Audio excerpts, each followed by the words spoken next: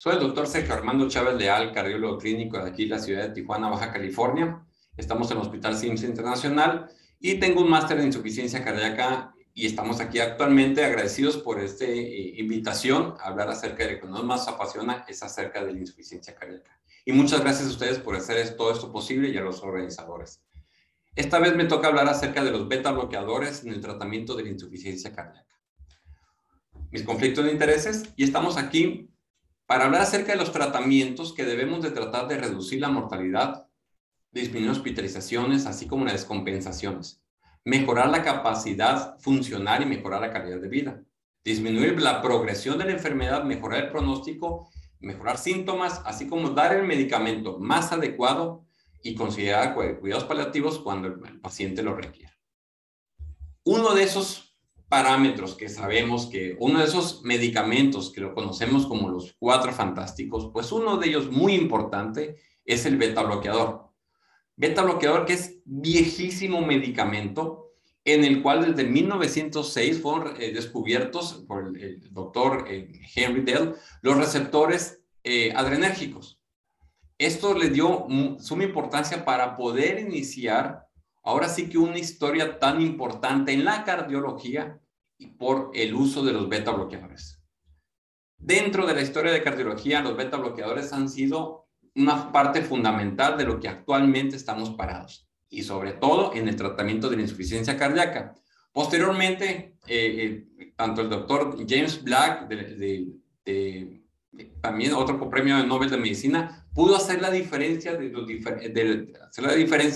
los diversos receptores que se tenían adrenérgicos, ya sea los alfa 1, los beta 1 y los beta 2, y se vio que realmente hay alfa, beta en todo el sistema, pero todo va a depender en la densidad de estos receptores a diferentes niveles. Finalmente, también el profesor Brian Kovica y el doctor Robin Lofkowski en el 2012 pues hicieron otra vez, que también se les hizo otro premio Nobel de Química ahora, acerca de la estructura tridimensional de estos. Entonces, los beta bloqueadores han servido para dar premios Nobel dentro de la medicina, pero también para darle esperanza a muchos de los pacientes con insuficiencia cardíaca. Y vean los artículos que tenemos. El primer artículo que salió más o menos de propanolol, 1964, proctolol del 68, y así vemos del 73 el metoprolol. Son medicamentos muy, pues que son la base de los tratamientos actuales. ¿Por qué es tan importante esto? Hiperactividad simpática, aumento de riesgo cardiovascular, en todo, y no nomás en insuficiencia cardíaca. El paciente que les llega a ustedes en la consulta, que vean ustedes en urgencias, que está taquicárdico, algo está pasando. A lo mejor está nervioso, lo que sea, pero la actividad simpática ocasiona frecuencia cardíaca elevada. Esto aumenta el estrés de pared, esto aumenta o disminuye la función endotelial, y aumenta la placa aterosclerosa. El paciente con frecuencias cardíacas más elevadas tiene mayor aterosclerosis. Esto ocasiona también mayor frecuencia elevada, nos da más apoptosis, mayor fibrosis. Y entre mayor fibrosis, mayor apoptosis, pues por supuesto mayor rigidez del ventrículo izquierdo, mayor disfunción sistólica, mayor insuficiencia cardíaca. ¿Qué pasa? Con la obesidad nos aumenta la hiperactividad simpática y vuelve esto. ¿Qué pasa con la obesidad? Pues nos da mayor resistencia a la insulina, pero también ocasiona mayor hipertensión. Y la hiperactividad simpática aumenta el gasto cardíaco, aumenta la venoconstricción, disminuye el volumen plasmático y puede aumentar el hematócrito, y esto ocasionar mayor eventos coronarios. Y todo esto, tanto ya sea por eventos coronarios, por insuficiencia cardíaca, mayor muerte súbita. Hiperactividad simpática aumentada, aumento de riesgo cardiovascular, aumento de muerte súbita, beta bloqueadores. Es muy importante tenerlo así. Entonces, el papel de los beta bloqueadores puede ser a diferentes áreas. Sobre todo, baja las arritmias cardíacas y disminuye la pérdida de músculo, pues disminuye la muerte súbita, disminuye el remodelamiento o mejora el remodelamiento inverso del ventrículo izquierdo, disminuye el engrosamiento ventricular, por supuesto que en insuficiencia cardíaca disminuye la mortalidad. En beta bloqueadores hay control de la hipertensión, es muy importante, disminuir la aterosclerosis y hipertrofia del ventrículo izquierdo, disminuir la progresión de enfermedad coronaria, disminuir la isquemia, disminuir la trombosis coronaria, haber menos proinflamación y, por supuesto, en infarto de miocardio, pues disminuye el infarto. Entonces, y se ha visto que el estudio Diamond, que esto salió más sobre todo con ivabradina, pero se vio que aquel paciente que tenía frecuencias cardíacas más elevadas vivía menos. ¿Okay? Entonces hay que tratar de conseguir frecuencias cardíacas bajas. Entonces, mayor actividad simpática, mayor muerte súbita, hay que utilizar beta bloqueador. ¿Hasta cuándo? Hasta tener frecuencias cardíacas sobre todo abajo de 70, de preferencia. No se vale tener, es que estoy dando un beta bloqueador y el paciente continúa con 80, 90 frecuencia cardíaca. No lo estamos beta bloqueando. ¿Okay? Eso tenemos que tener el objetivo.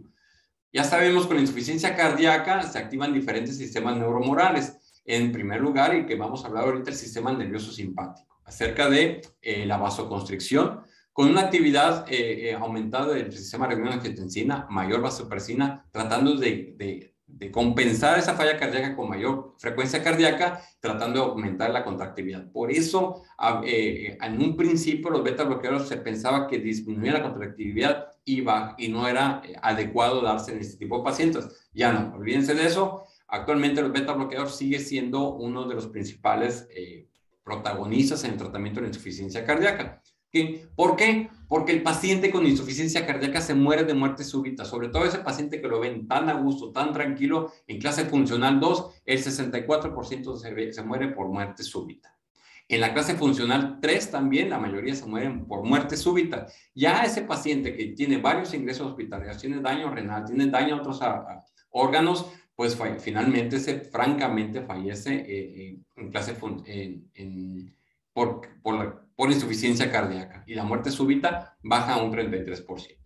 ¿Y cómo? La muerte súbita, lo sabemos que es una muerte inesperada de un individuo, muerte no traumática, que ocurre dentro de la primera hora de inicio de los síntomas. Me empiezo con angina, y a la hora ya no estoy. O el paciente que empieza con deterioro hemodinámico de su paciente y a la hora no está. O ayer vieron a ese paciente y hoy les dijeron que ya no está. Muerte inesperada en un individuo con 24 horas previas visto sano aparentemente. La fisiología o la fisiopatología de la muerte súbita hay que entenderla. Hay sustratos de desarrollo de muerte súbita, que es la hipertrofia, el remodo del ventrículo izquierdo o dilatación del ventrículo izquierdo. Entre mayor fibrosis, mayor cicatriz, por ejemplo los isquémicos, mayor muerte súbita, y cambios en la vía de conducción. Si está muy excitado por ahí, el paciente puede ocasionar la muerte súbita por una arritmia. ¿Y qué pasa con la renin-angiotensina? Pues causa mayor hipertrofia, mayor remodelado, mayor dilatación, mayor cicatriz y fibrosis. ¿Qué pasa con la aldosterona? También causa mayor hipertrofia, mayor remodelado, mayor dilatación y fibrosis y cicatriz.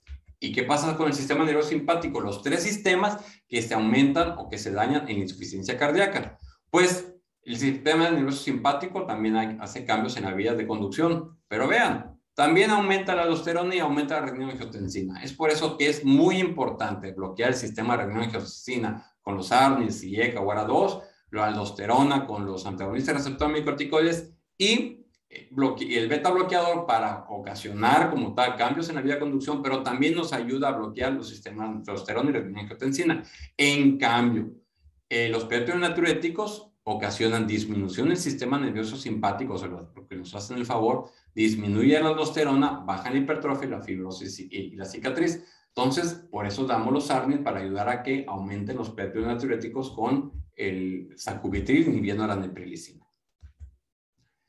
Entre los medicamentos y acciones que más bajan la mortalidad en la insuficiencia cardíaca son los beta bloqueadores, con una reducción importante y con un número necesario de tratar, entre relación, número necesario de tratar y reducción más importante de todos. Es por eso que tenemos que tratar de darlos y darlos pronto, siempre y cuando hay que saberlos dar. ¿Okay? Vemos que los medicamentos que más bajan la mortalidad son los beta bloqueadores, porque eso que sí o sí tenemos que utilizar. ¿Qué pasa cuando los agrupamos? Ya habíamos visto en otras diapositivas y que entre más utilizamos, sobre todo la terapia fundacional, que es antagonista receptor de corticoides, los ARNIs, los beta bloqueadores y los ISGLT2, y más si bajamos más la frecuencia cardíaca con ivabradina, podemos llegar a un buen manejo de de insuficiencia cardíaca, bajándole la mortalidad. Entonces, con el bloqueo neurohormonal estamos viendo que sí baja muy bien. Sí hay que utilizar los beta bloqueadores, pero no todos los beta bloqueadores son adecuados. Ya sabemos que, por ejemplo, otros beta bloqueadores que no vamos a mencionar aquí no tienen cabida en el paciente con insuficiencia cardíaca. El bisoprolol es uno de los medicamentos que sí se recomiendan para el tratamiento de insuficiencia cardíaca, ya sea el CIBIS-1, el CIBIS-2, en el cual bisoprolol contra placebo se vio que bajaba, que mejoraba la sobrevida en pacientes con insuficiencia cardíaca. Con el carvedilol, ya sea con con el Copernicus, ambos se vio que salían mejor contra placebo en mejorar la sobrevida en pacientes con insuficiencia cardíaca. El succinato de metoprolol, el succinato, no el tartrato que está en otras partes, el succinato de metoprolol, ya sea en el Comet y el Merritt HF, se vio que, tanto en el Merritt HF, se vio que era mejor el metoprolol que el placebo, donde bajaba la mortalidad acumulada, bajando la muerte súbita, bajando la mortalidad por falla cardíaca, bajando el número de descompensaciones, inclusive bajando el número de hospitalizaciones. Y finalmente el nemibolol con estudios seniors en edad más avanzada se vio que bajaba mucho más la mortalidad cardiovascular que el uso de placebo. Entonces hay que utilizarlos.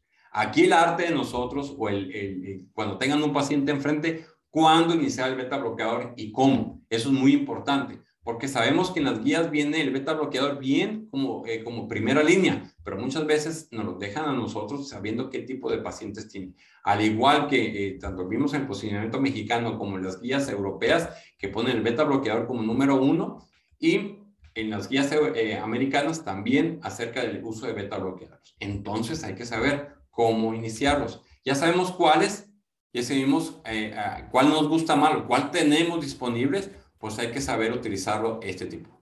Entonces, ¿cómo iniciar ese beta bloqueador? Les recomiendo que iniciemos con dosis bajas. Los beta bloqueadores tienen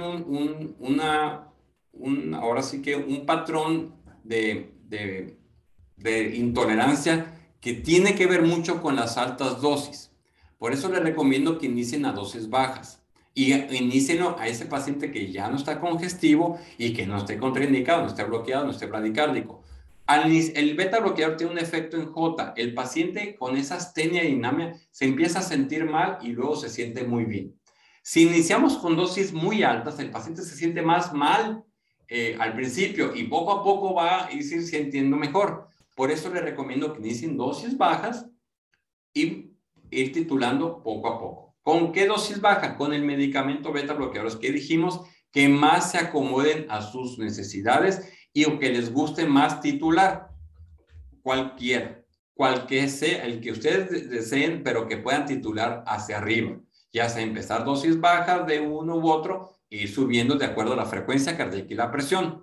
Vigilar los efectos colaterales de cualquier beta bloqueador cuando utilizamos, y nuestra meta es que sea a 70 latidos por minuto hacia abajo.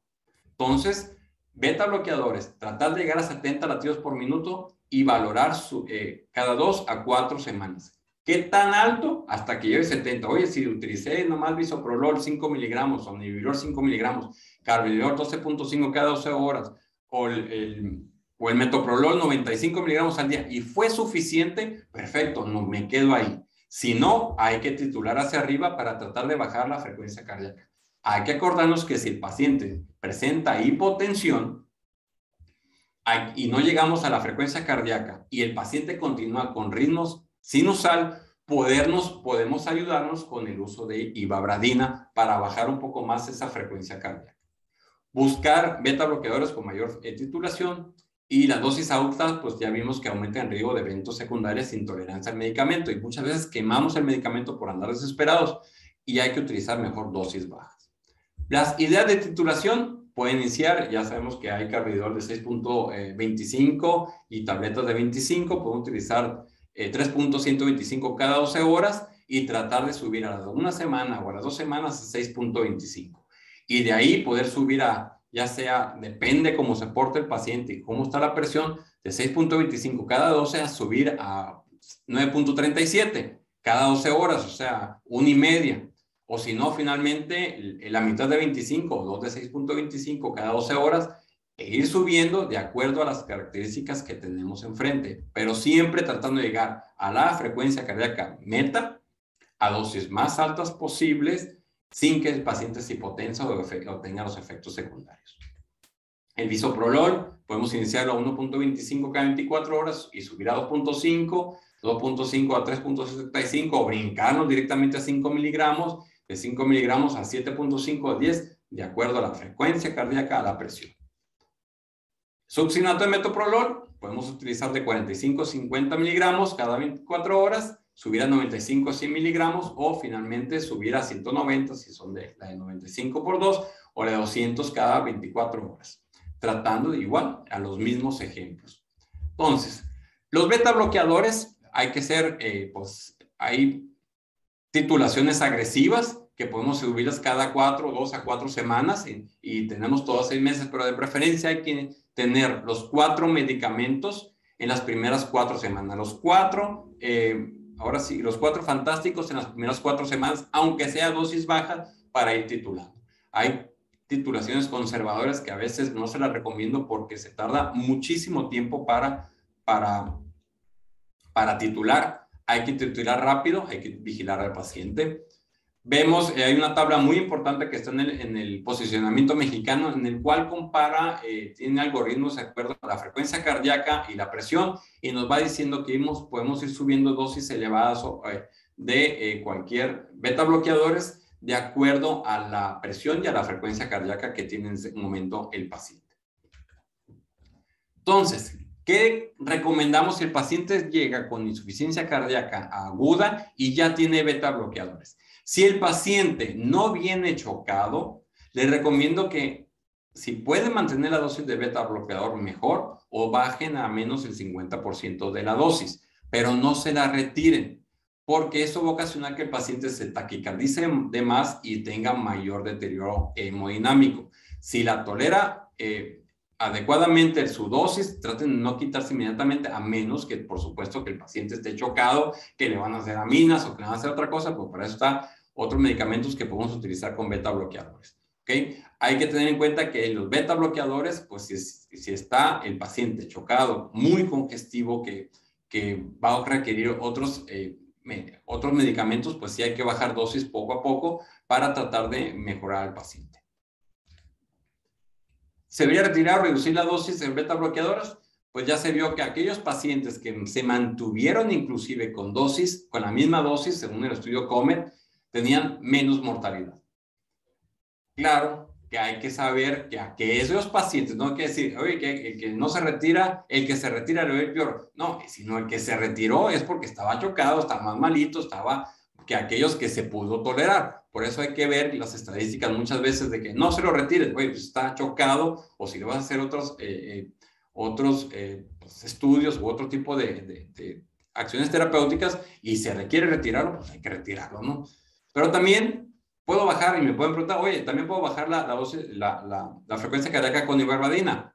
Sí, la evidencia de los beneficios de beta bloqueadores pone en primer lugar a los beta bloqueadores, pero si el paciente está muy taquicárdico, está en ritmo sinusal y no me tolera mucho la presión, puedo iniciar de dosis muy bajas de beta bloqueadores junto con la dosis de ibarbadina para ir titulando mejor. No necesito esperarme a tener dosis más altas posibles de beta bloqueadores para después pensar en ibarbadina. Puedo iniciarlos para bajar más la frecuencia cardíaca y mejorar al paciente.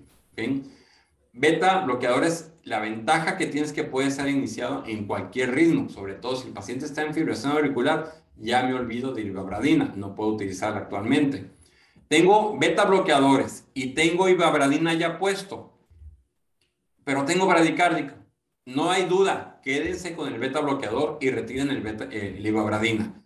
¿Okay? Hay efectos adicionales que tiene el beta bloqueador, por ejemplo, el isquémico, la fibrilación auricular y la hipertensión, que no tiene ibarbadina. Pero hay que pensar en ibarbadina cuando estemos en ritmo sinusal, no puedo iniciar dosis altas de beta bloqueadores, o a pesar de dosis altas de beta bloqueadores y semipotensa, pues hay que utilizar ibarbadina. Los beta bloqueadores en falla cardíaca, pero el paciente tiene insuficiencia renal. De los 4 fantásticos, el beta bloqueador es el que mayor ventaja tiene en los pacientes con falla cardíaca e insuficiencia renal. Los antagonistas receptores micocorticoides están contraindicados en insuficiencia renal crónica, sobre todo por el potasio. Los ARNIs, pues, si están a dosis, si están a insuficiencia renal terminal, pues no están bien vistos actualmente. Los beta bloqueadores son los que mayor beneficio tienen en este tipo de pacientes, este grupo de pacientes. No hay que separarlos, hay que iniciar el beta bloqueador y sabiendo que son los que más bajan la mortalidad, pues no tienen ajuste el carvedilol y el metoprolol, y hay que iniciar las dosis bajas de bisoprolol en los pacientes con falla renal. Este artículo también nuevo, que el paciente, el acercamiento clínico en los pacientes con falla cardíaca, pero ya están en diálisis. Los beta bloqueadores siguen siendo aquellos que no tienen efectos adversos significativos, pero sí les baja la mortalidad de hospitalización y sí baja la mortalidad por cualquier causa cardiovascular. Entonces, siempre ese paciente hay que iniciarle diálisis, y hoy el diurético, pues ultrafíltrenlo, o si no, pónganle soluciones de mayor concentración para sacar el líquido, pero utilicen el beta bloqueador.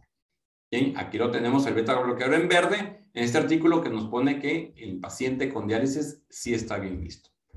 Y el beneficio de los beta bloqueadores a los 30 días, vean, un informe importante. Por eso insistimos que hay que dar los 4 medicamentos rápido, porque si los damos los 4 medicamentos en las primeras 4 semanas, 30 días, 28 días, le estamos bajando con el beta bloqueador el 25% de mortalidad, con los ARNIs el 42%, los antagonistas receptores micocorticoides 37% y los ISGLT2 58%, sabiendo que con los 2 estudios se vio muy bien que actúa rápido. Entonces, en la idea de la práctica diaria, el beta bloqueador debe ser una parte fundamental de la terapia en tratamiento de insuficiencia cardíaca. Iniciar lo más pronto posible, pero no hay que desesperarse con dosis altas. Lograr la dosis más alta posible en el menor tiempo, según el perfil del paciente, evitar la inercia terapéutica, vigilar las comorbilidades, vigilar la frecuencia cardíaca, la TA, un electro para los bloqueos, y la titulación es parte de la medicina, todos los pacientes son diferentes. Por eso 5 miligramos a él o 12.5 a 1 es muy diferente a otro, y muchos pueden ocasionar mayor taquicardia, mayor bradicardia que otros.